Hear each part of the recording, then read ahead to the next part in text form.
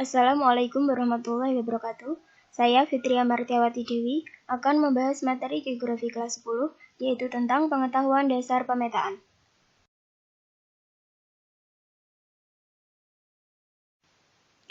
Yang pertama yaitu kita akan membahas tentang peta.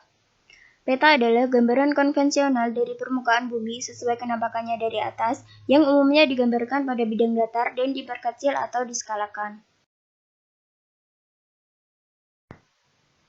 Jenis-jenis peta dibagi berdasarkan skala dan berdasarkan isi. Berdasarkan skala, peta dibagi menjadi 5, yaitu peta kadaster, peta skala besar, peta skala sedang, peta skala kecil, dan peta geografi. Sedangkan berdasarkan isi, peta dibagi menjadi 2, yaitu peta umum dan peta khusus. Peta kadaster yaitu peta yang mempunyai skala antara 1:100 hingga 1:5000. Peta semacam ini dipakai untuk membuat peta dalam sertifikat kepemilikan tanah. Peta skala besar adalah peta yang mempunyai skala antara 1:5000 hingga 1:250.000. Peta ini digunakan untuk menggambarkan wilayah-wilayah yang relatif sempit, misalnya peta Provinsi Daerah Istimewa Yogyakarta. Peta skala sedang adalah peta yang mempunyai skala antara 1:250.000 hingga 1:500.000. Peta jenis ini digunakan untuk menggambarkan wilayah yang agak luas, misalnya peta Provinsi Jawa Tengah dan peta Provinsi Maluku. Peta skala kecil yaitu peta yang mempunyai skala antara 1:500.000 hingga 1:1 juta. Peta jenis ini digunakan untuk menggambarkan daerah-daerah yang cukup luas, biasanya berupa negara, misalnya peta wilayah Republik Indonesia. Kemudian peta geografi adalah peta yang mempunyai skala lebih kecil dari 1:1 juta. Peta ini digunakan untuk menggambarkan kelompok negara, benua, atau seluruh dunia. Kemudian peta umum adalah peta yang menggambarkan keadaan permukaan bumi secara umum. Contohnya, peta dunia, peta korografi, peta rupa bumi, dan peta topografi. Sedangkan peta khusus atau peta tematik adalah peta yang menggambarkan penampakan tertentu atau khusus yang ada di permukaan bumi. Peta ini menggunakan simbol yang merupakan ciri yang ditonjolkan sesuai tema yang dinyatakan pada judul peta. Misalnya, peta iklim, peta jenis tanah, peta geologi, peta lahan, peta persebaran penduduk, dan lain-lain.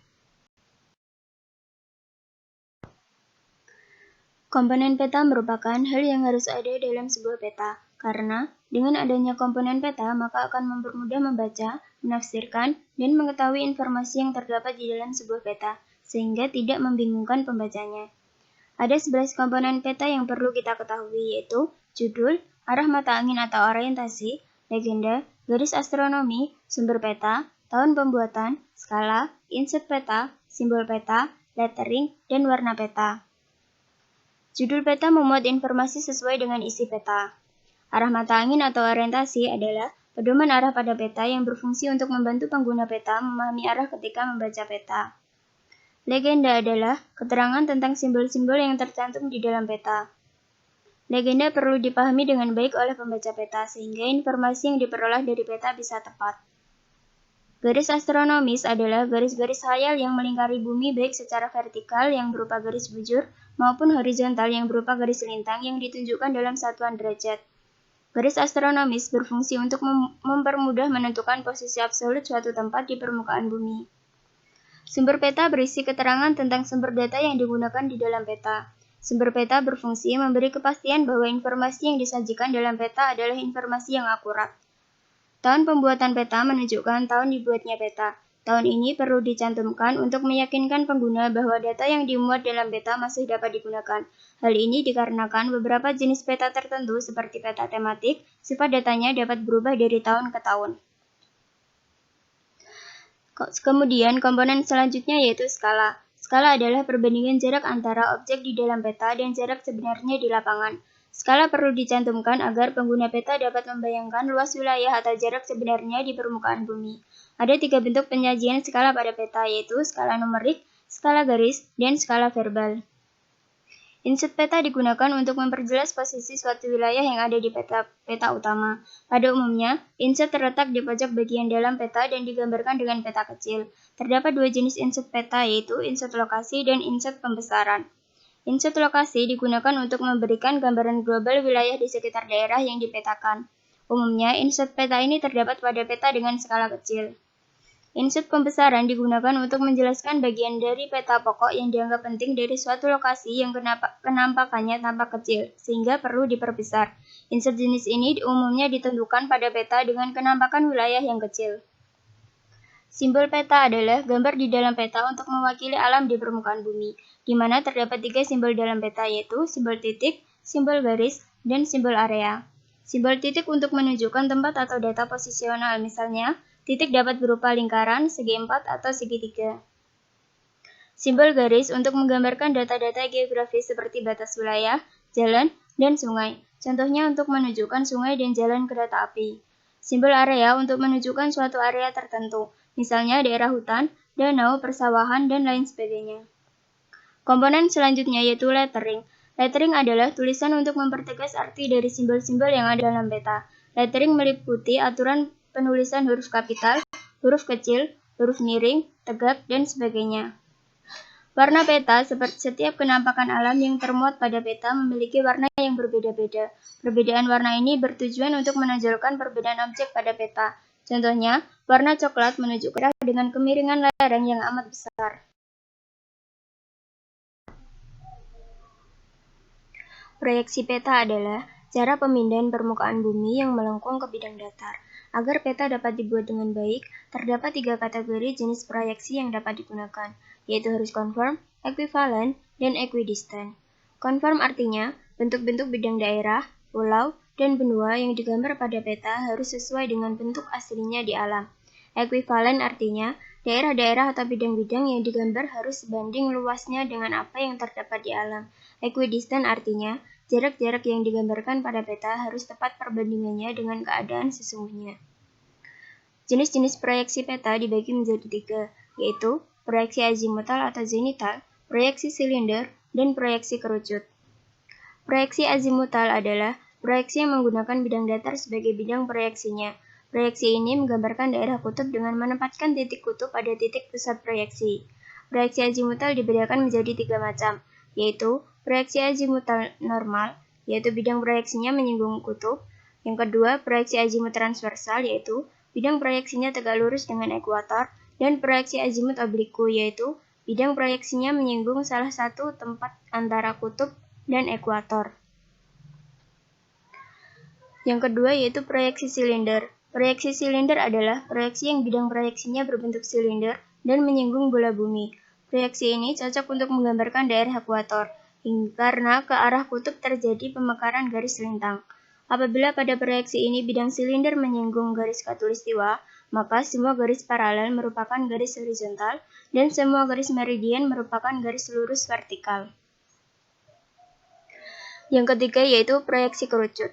Proyeksi kerucut adalah proyeksi yang bidang proyeksinya berbentuk kerucut, cocok untuk memproyeksikan daerah lintang tengah atau miring, dan paling tepat untuk menggambar daerah di lintang 45 derajat.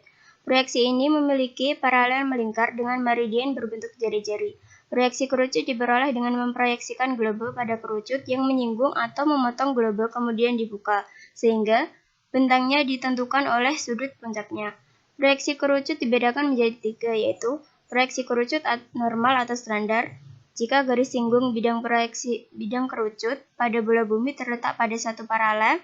Proyeksi kerucut transversal jika kedudukan sumbu kerucut terhadap sumbu bumi tegak lurus, dan proyeksi kerucut obliku jika sumbu kerucut terhadap sumbu bumi berbentuk miring.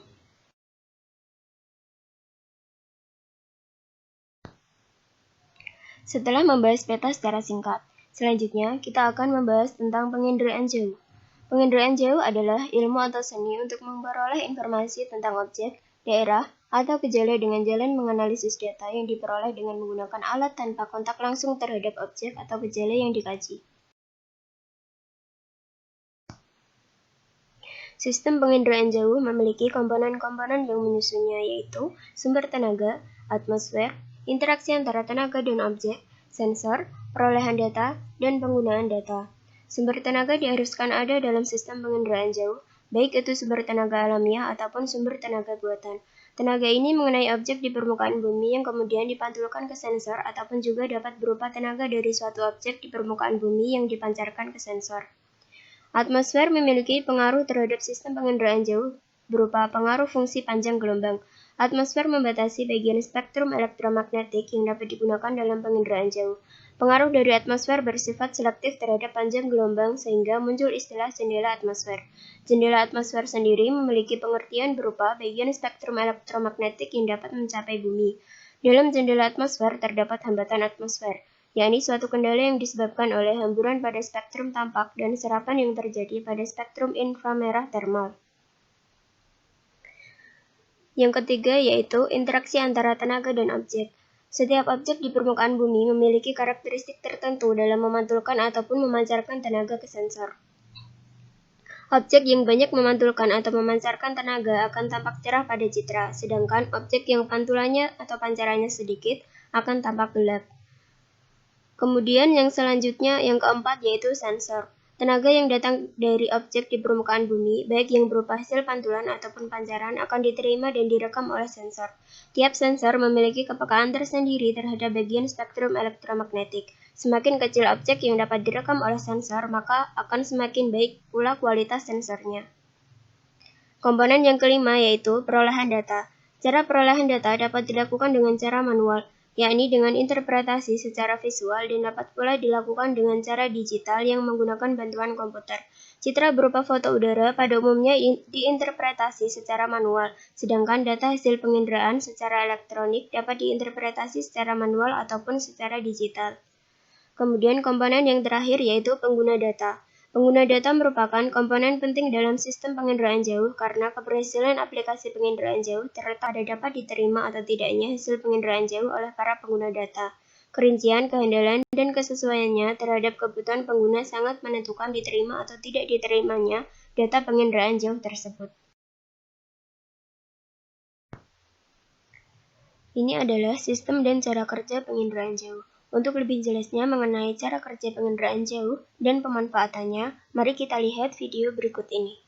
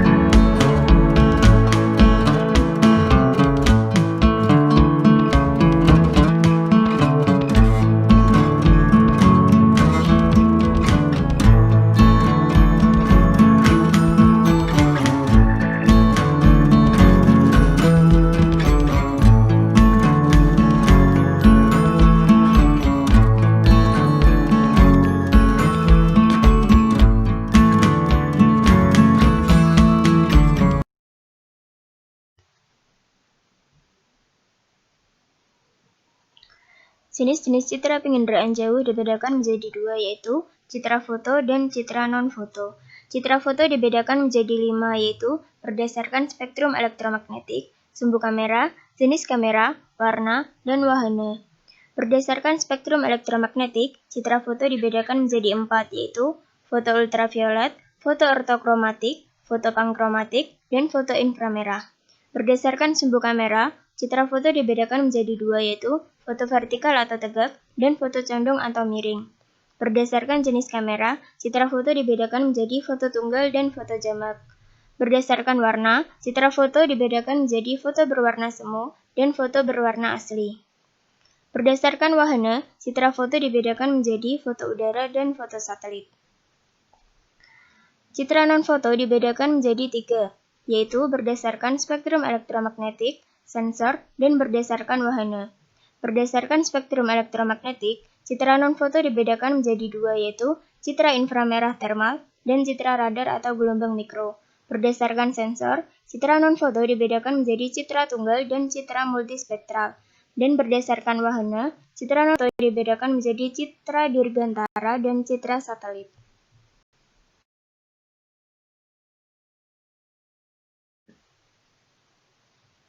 Perbedaan citra foto dan non-foto terletak pada sensor, detektor, proses perekaman, mekanisme perekaman, dan spektrum elektromagnetik. Berdasarkan sensor, citra foto menggunakan kamera, sedangkan citra non-foto tidak menggunakan kamera atau berdasarkan metode scanning.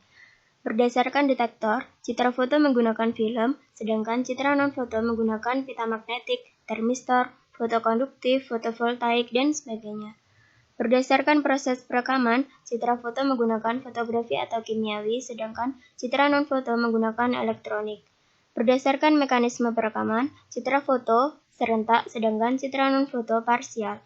Berdasarkan spektrum elektromagnetik, citra foto menggunakan spektrum tampak dan perluasannya, sedangkan citra non-foto menggunakan spektrum tampak dan perluasannya, termal, dan gelombang mikro.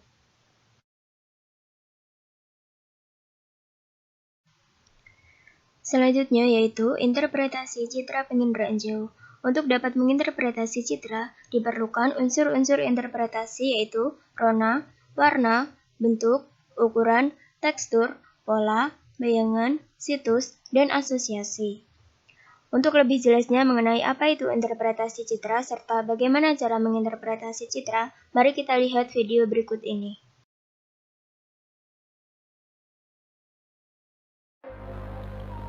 Selamat datang di Geografi Channel. Kali ini kita akan membahas mengenai interpretasi citra. Pengertian interpretasi citra adalah kegiatan menafsir, mengkaji, mengidentifikasi, dan mengenali objek pada citra. Secara sederhananya, coba kita perhatikan pada lingkaran merah. Kita bisa mengira-ngira itu merupakan kolam renang. Dari mana kita bisa menempatkannya, kita lihat ciri-cirinya berupa persegi dan berupa ada warna birunya yang berupa air. Jadi mengenali objek berdasarkan ciri-cirinya, itulah interpretasi. Selanjutnya ada tahapan interpretasi. Ada deteksi, identifikasi, dan analisis. Deteksi adalah pengenalan objek, kemudian identifikasi adalah pengelompokan objek dari unsur-unsur interpretasi yang nanti akan kita bahas. Kemudian analisis adalah penarikan kesimpulan objek apakah yang kita temukan. Dan ini adalah unsur-unsur interpretasi citra. Ada 8 unsur. Bisa kalian perhatikan di slide. Dan ini adalah hierarki unsur-unsur interpretasi citra. Dari 8 unsur tersebut dibuat dari yang paling mudah untuk dikenali, yaitu yang primer, sampai hingga yang paling sulit atau tingkat kesulitan lebih tinggi, yaitu yang situs dan asosiasi. Unsur yang pertama adalah rona. Rona adalah tingkat kecerahan objek dan digunakan pada foto hitam putih, foto udara hitam putih. Di sini ada rona gelap atau hitam dan rona putih atau terang. Ketika rona gelap, dia objeknya banyak menyerap cahaya, misalnya seperti vegetasi atau tumbuhan, dan objeknya berupa air. Biasanya banyak menyerap cahaya dan akan berwarna gelap. Sedangkan rona putih atau terang banyak memantulkan cahaya. Di sini bisa kita lihat objeknya yang terang itu adalah pasir pantai dan objek yang gelap adalah vegetasi atau tumbuhan-tumbuhan yang ada di sekitar pantai. Ini adalah foto dari pantai, foto udara dari pesisir, daerah pesisir. Kemudian warna. Warna menunjukkan tingkat kegelapan yang lebih beraneka. Jadi ketika foto udaranya hitam putih menggunakan rona, ketika fotonya berwarna menggunakan warna. Jadi sesuai kenampakan aslinya. Misal air berwarna biru, vegetasi berwarna hijau, aspal berwarna abu-abu, sesuai kondisi nyatanya. Coba perhatikan pada gambar berikut. Ada lingkaran kuning dan lingkaran merah. Apakah objek ini berbeda? Objek ini sama, yaitu pertanian atau di bagian sawah. Kenapa bisa memiliki rona yang berbeda, yang lingkaran merah ronanya terang dan yang lingkaran kuning berwarna gelap? Hal ini dikarenakan pada lingkaran kuning, sawah masih ditanami oleh padi sehingga vegetasi banyak menyerap cahaya, sedangkan yang lingkaran merah sudah selesai panen, sehingga tidak ada vegetasi lagi yang menyerap cahayanya, sehingga sinar matahari banyak dipantulkan dan menimbulkan rona yang terang. Berikut adalah gambar jika ditunjukkan dalam warna. Yang A tadi yang memiliki rona gelap, yang B yang memiliki rona terang, sudah panen dan belum panen. Kemudian yang lingkaran merah ini juga berwarna gelap. Bisa diidentifikasi bahwa ini adalah air atau sungai karena bentuknya memanjang. Dan yang lingkaran kuning berupa atap-atap pabrik atau industri karena dia memantulkan cahaya dan berwarna terang. Kemudian unsur yang selanjutnya adalah bentuk.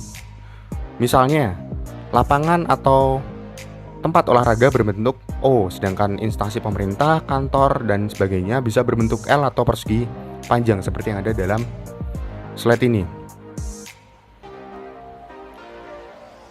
Selanjutnya adalah ini, kita bisa perhatikan gunung dapat dikenali dengan bentuknya yang kerucut. Kemudian ada sungai yang bisa kita kenali dengan bentuknya yang berupa berkelok-kelok. Kemudian yang selanjutnya adalah ukuran. Ukuran berkaitan dengan jarak, luas, tinggi, lereng, dan volume. Ukuran bangunan permukiman atau rumah penduduk biasanya lebih kecil daripada bangunan perkantoran, sekolah, instansi pemerintah, dan industri. Di sini contohnya adalah permukiman dan perkantoran. Bagian permukiman, bangunannya lebih kecil-kecil dan seragam ukurannya, sedangkan perkantoran, bangunannya ukurannya lebih besar daripada bangunan di sekitarnya.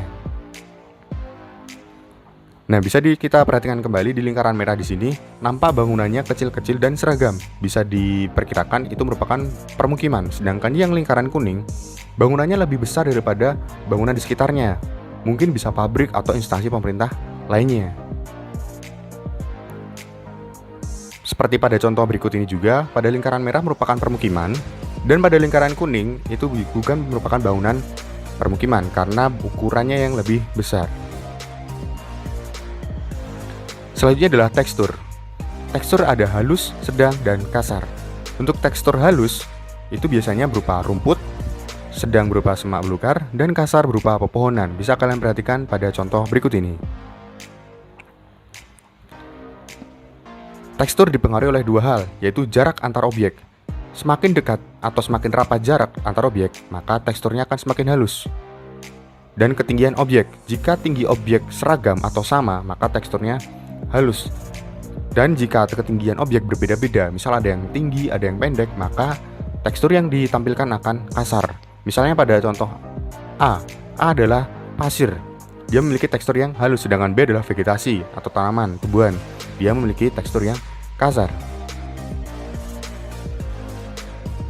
Contoh lainnya, A merupakan tekstur halus, B tekstur sedang, dan C tekstur yang kasar. Selanjutnya adalah pola. Pola merupakan kecenderungan suatu objek membentuk suatu keteraturan atau bentuk yang diulang. Coba perhatikan pola-pola berikut ini, A, B, dan C. Nah, selanjutnya kita bahas satu persatu. Jika kita perhatikan, di sini pola perumahan atau permukiman teratur. Jadi bentuknya tertata, oleh karenanya polanya teratur. Kemudian pola tanaman kelapa sawit. Jika kalian perhatikan pada yang ada di dalam garis kuning ini, tanamannya tertata rapi. Nah, ini ciri dari perkebunan. Beda perkebunan dengan hutan alami. Kalau perkebunan dia tertata, sedangkan hutan alami dia tidak tertata, seperti yang di luar garis kuning ini. Kemudian pola permukiman yang di sepanjang sungai akan membentuk memanjang mengikuti sungai. Dan selanjutnya adalah unsur bayangan, yaitu bisa menunjukkan arah datang sinar matahari dan adanya perbedaan ketinggian suatu objek. Ada beda ketinggian. Jika kita perhatikan, di sini merupakan objeknya berupa jalan raya. Namun pada lingkaran kuning kita bisa menemukan adanya bayangan, yang artinya pada jalan raya tersebut ada jembatan layang atau flyover, ada beda ketinggian. Dan jika kita perhatikan kembali, di sini ada gedung yang memiliki bayangan, jelas terlihat bayangannya. Artinya, gedung ini memiliki beda ketinggian daripada gedung-gedung lain yang ada di sekitarnya, sehingga dia memiliki bayangan. Kemudian ada situs dan asosiasi. Situs dan asosiasi pada dasarnya adalah hampir mirip atau bisa dikatakan memiliki kesamaan, yaitu situs kedudukan suatu objek terhadap lingkungannya, bentang alam. Situs berkaitan dengan bentang alam, sedangkan asosiasi berkaitan dengan bentang sosial atau bentang budaya manusia yang buatan manusia. Coba kita perjelas dengan contoh berikut. Nah, kalau kita memperhatikan pada lingkaran kuning, kita akan menemukan tanaman yang tertata rapi. Tanaman yang tertata rapi itu adalah perkebunan. Nah, perkebunan apa? Jika kita melihat daerah sekitarnya berupa gurun pasir. Nah, gurun pasir ini bentang alam. Artinya, perkebunan kurma dengan gurun pasir itu adalah situs. Karena gurun pasir di sini adalah bentang alam. Kenapa kita bisa tahu perkebunan kurma? Karena perkebunan yang ada di gurun pasir adalah perkebunan kurma. Selanjutnya ini ada petak-petak yang berwarna gelap. Artinya itu terisi oleh air, sedangkan di bagian atasnya ronanya hampir seluruhnya adalah gelap, dan itu merupakan laut. Jadi bisa kita katakan ini adalah tambak ikan dengan laut. Laut di sini adalah bentang alam, dan artinya ini merupakan situs tambak ikan dengan laut. Laut di sini posisinya sebagai bentang alam. Kemudian ada sebuah bangunan gedung sekolah berasosiasi dengan lapangan basket. Dari mana kita bisa tahu ini gedung sekolah? Yang pertama, di sini bangunannya ukurannya lebih besar daripada bangunan sekitarnya. Yang kedua, di sini anak panah ada lapangan basketnya. Dan lapangan basket di sini termasuk dalam asosiasi karena dia adalah bentang sosial atau bentang budaya. Kemudian di sini adalah gambar dari bandara berasosiasi dengan pesawat. Di sini ada bangunan, tapi ada beberapa pesawatnya. Nah, pesawat di sini merupakan asosiasinya, bentang sosial atau bentang budayanya. Nah, selanjutnya yang terakhir adalah konvergensi bukti. Konvergensi bukti adalah penggunaan beberapa unsur interpretasi untuk menyempitkan ke arah satu kesimpulan. Jadi dari banyak unsur interpretasi kita sempitkan menjadi satu kesimpulan. Misalnya, ada foto seperti ini, foto dari seperti ini. Apakah kalian bisa tahu ini tanaman kelapa, kelapa sawit, nipah, atau sagu? Pasti kalian sulit untuk menentukan ini tanaman apa jika hanya melihat dari atas saja ketika menggunakan foto udara. Bahkan ketika kalian melihat dari samping, posisi kalian berdiri antara A, B, C, dan E, mungkin kalian agak kesulitan membedakan mana yang nipah, dan sagu. Nah, oleh karenanya ada konvergensi bukti untuk membantu menyederhanakan atau menarik kesimpulan. Misalnya yang pertama, bentuk tajuk berbentuk bintang. Kalau kalian melihat dari atas, pohon kelapa, kelapa sawit, nipah, dan sagu, daunnya akan berbentuk seperti bintang. Nah, kita sederhanakan, polanya tidak teratur. Yang memiliki pola tidak teratur adalah nipah, dan sagu. Karena kelapa dan kelapa sawit biasanya teratur karena berubah perkebunan. Kemudian kita sederhanakan lagi, ukuran yang tingginya lebih dari 10 meter. Ada dan sagu. Kemudian sederhanakan lagi, situsnya air payau. Hanya ada sagu. Sekian dan terima kasih. Glory Geografi.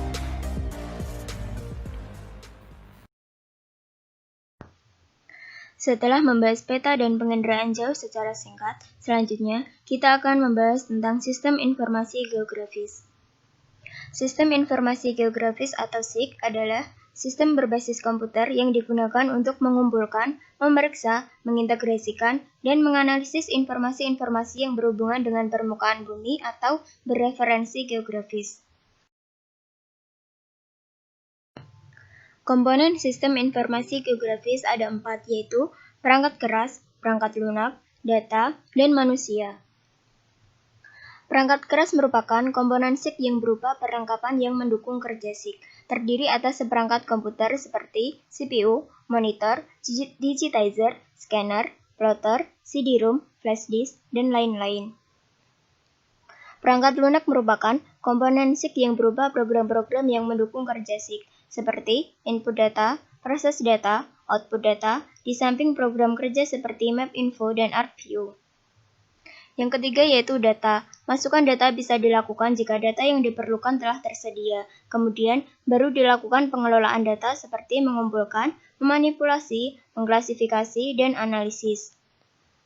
Yang keempat yaitu manusia. Komponen manusia di sini sebagai pengguna, yaitu pelaksana yang bertanggung jawab dalam proses pengumpulan, proses analisis, dan publikasi data geografis.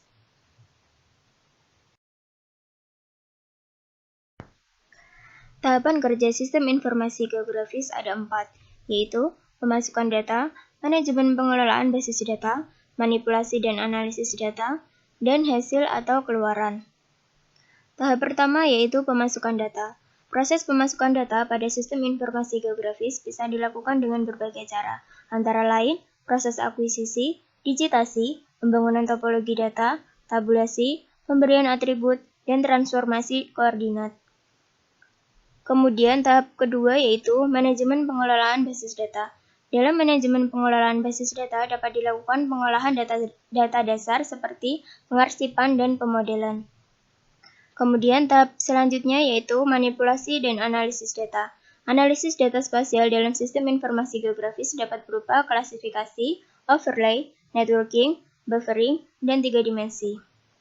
Setelah melalui 3 tahap tersebut, tahap selanjutnya yaitu hasil atau keluaran.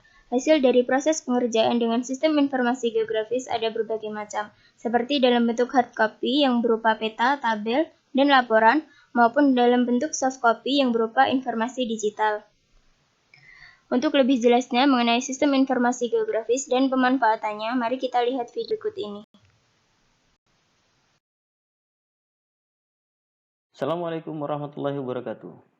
Pada video pembelajaran kali ini kita akan membahas sistem informasi geografis yang merupakan sistem basis data dengan kemampuan-kemampuan khusus untuk data interferensi secara spasial atau koordinat geografis berikut sekumpulan operasi-operasi yang mengelola data tersebut.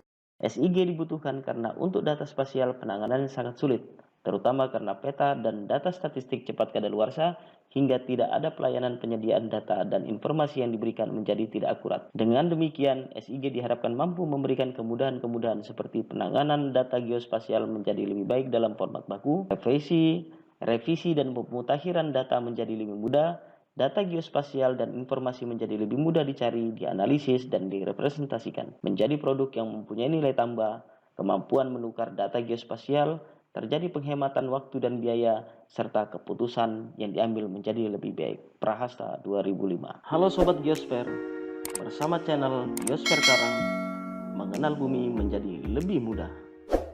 Geographic Information System atau disingkat GIS atau dalam bahasa Indonesia dikenal dengan Sistem Informasi Geografis, yaitu sebuah sistem yang terdiri dari perangkat keras atau komputer, perangkat lunak, data, dan personal untuk mengumpulkan data dan menganalisis informasi preferensi geografis. Apa yang bisa dilakukan GIS untuk manusia? Setiap hari hampir setiap orang bersentuhan dengan GIS, mulai dari penentuan lokasi yang tepat untuk penjualan barang atau toko. GIS juga memberikan kontribusi informasi bagi lingkungan tentang maraknya global warming, penentuan jaringan listrik, kabel telepon, internet, dengan menggunakan data berbasis GIS. GIS juga dapat membantu kepolisian dalam mencari seseorang yang hilang atau dalam masalah kejahatan dengan menggunakan basis data manual atau peta digital yang paling terkini. Bagaimana cara kerja GIS? GIS yang terpasang di komputer atau telepon genggam akan menampilkan data nyata dunia berupa layar atau lapisan-lapisan peta yang ditumpang susunkan, di mana setiap peta mempunyai informasi tersendiri. Seperti peta jaringan jalan, kita bisa menganalisis data GIS berupa peta dengan menggunakan software GIS yang dapat menghasilkan output peta baru, tabel, diagram, persebaran, pola seperti kependudukan, sebagai basis data yang menunjang kehidupan manusia. Perhatikan contoh penerapan GIS berikut ini. Produsen produk Nike atau Levi's menggunakan data GIS untuk menentukan satuan biaya dan persebaran toko atau outlet. Dalam bidang lingkungan, GIS dapat digunakan untuk memantau kualitas lingkungan hidup, seperti pendataan biodiversitas alam atau monumen bersejarah peninggalan budaya masa lampau. GIS juga dapat digunakan untuk menempatkan lokasi sekolah bagi para pelajar berdasarkan tingkat usia di berbagai tempat yang tepat. Bagi kepolisian, GIS dapat membantu untuk pencarian lokasi tempat terjadi kejahatan. Jadi, dapat disimpulkan bahwa GIS dapat membantu memudahkan aktivitas manusia berdasarkan informasi kegeografian dengan menyederhanakan analisis kompleks menjadi lebih sederhana dan jelas. Sekian pembahasan mengenai pengetahuan dasar pemetaan.